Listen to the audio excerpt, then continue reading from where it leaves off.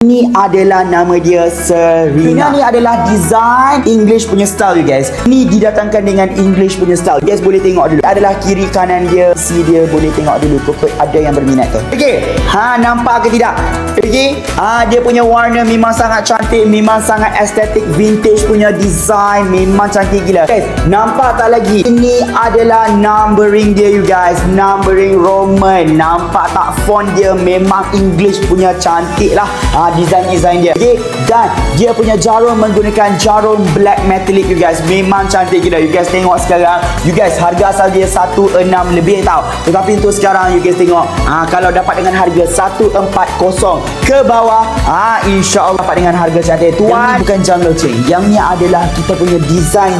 Ini adalah decoration. Nak letak kat meja anak ke meja study, meja buat kerja, kat kabinet. Kita punya hiasan sahaja. Nah contohlah kan, untuk hari raya kita ada meja untuk kita letak biskut raya kan.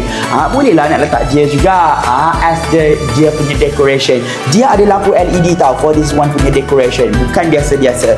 Dan dia ada gear yang bergerak dekat dalam you guys. Nampak ke tidak? Memang cantik gila you guys.